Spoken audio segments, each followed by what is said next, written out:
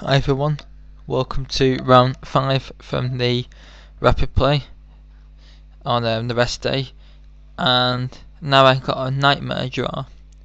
I was playing against Tom Thorpe, who is actually someone who I talked to a lot during the course of this fortnight, and he's actually in the main event to make it worse. There's actually a rather interesting story behind it, that for the last 2 years he had been half a point of a Welsh nomination, but this year he deservedly got it. So I was very pleased for him when he got his British spot, because he is an awesome guy, a great laugh, and a nice person as well.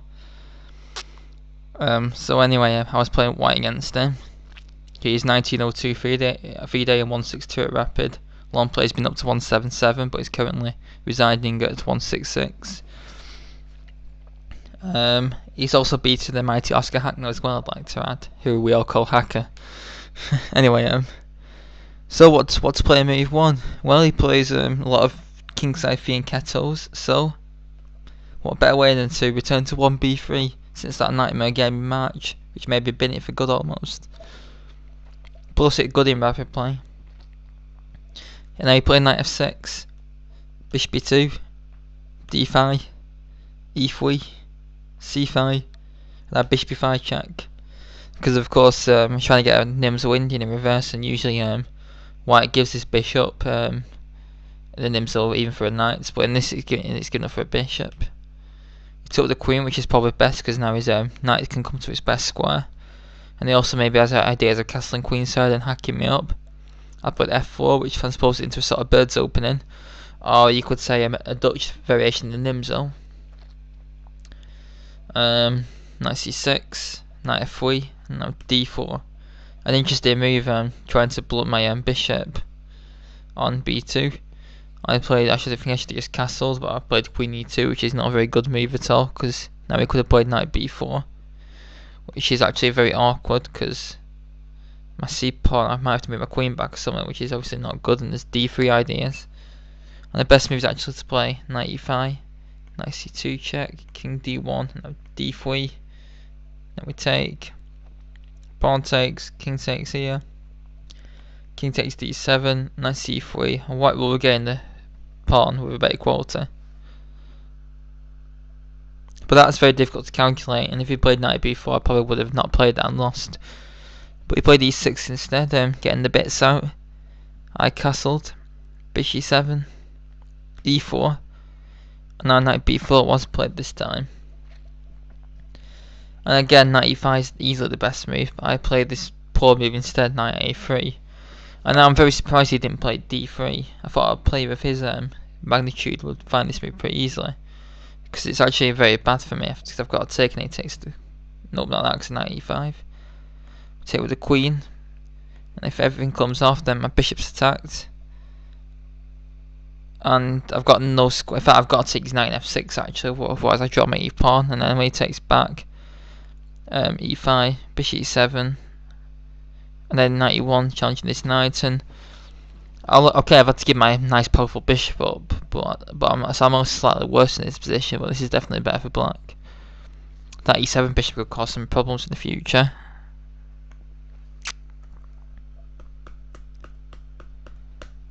But he played this knight takes c2 move, which actually isn't very good. It's probably one of them. I have this problem sometimes where I'll play a flashy move thinking, oh, it looks brilliant in this, oh, it's amazing. but really it's not that great. Because of course it looks nice how you win the piece back, but the problem is the c pawn actually can't be defended, and I'm actually starting to get a decent position. So I got to win it as fast as possible. b6. Because I had maybe ideas of trying to rip open the c file for my rooks. h3, stopping the knight g4, harassing my queen. But I've got to watch out for knight h5 to g3 now. Queen b7, which is a very good move, which I thought he'd play, because he's a very good player. d3, protecting the pawns. Now I've got to watch out for this d pawn being bullied off the board. Rook d8, seizing the half open file with his ruskies. Knight e5, finally occupying this square, because the whole point of 1b3 is to get the e5 square. Knight d7, challenging the strong knight, and I realised if I take his knight I've got nothing, so I put it back to g4. So now we've reached the critical point. Chances are about equal. I've got a bit more space in the king's side, but he's got more space in the queen's side. I've got a nice bishop pointing at his king, but it's hard to follow it up. I mean, I was thinking of trying to play f5, f6 and trying to smash open his king, but I don't think it's going to work. I actually expected him to play h5 in this position. And then I've got my knight's got to go back to a bad square. Well, interesting enough, if I play knight takes 6 check, it actually can't be taken, because this check's quite nasty. But the problem is you don't have to take it, you can just move his king. And okay, I've got f5, where the knight is immune. Well, not immune, but then f6 is going to win the piece back. Because if Bxd6, Bxd1 is a killer. But yeah, f5 plays e5 and f6, which is a very sharp line. Where basically I sacrifice a pawn, but I get a massive knight on f5 and good attacking chances. And I've got maybe bishop back to c1. So that was interesting. If he'd have played h5, that is. I can just retreat the knight with equality. Well, but I think one of the ideas is to get rid of this knight, because the problem is if he plays knight f6, I can take everything off and try and pick on his double pawns then. But he got the sort of right idea, but there's a slight little tactical flaw to it. He boosted it with f5, and this actually fought for quite a long time in this move, if I remember correctly. Because the problem is after I take it, he has to take with the rook, which just drops the e6 point with check, and his rook gets forced back. And after this, now white is just a pawn up, but he took back with a pawn on autopilot, and now I just took his bishop. And the slight problem is that he can't take my knight because he's getting mated, and rook f7 to stop the mate fails because his rook hands with check. And the funny thing is, rook f7 is actually the only real move, because he can't even try moving his knight because his queen's pinned. So Reeb can't give evaluation of over 11.5 pawns. So Reeb can't say cheapo. So what's this to be done? Well, most players would resign, but he probably didn't want to lose to me, so he dropped his rook as well. I've got this move as well to keep my knight. And after g6, I checkmated him with this beautiful mate, with the bishop scissoring across his position and the knight cutting off the f7 square, and his rook cornering his king in.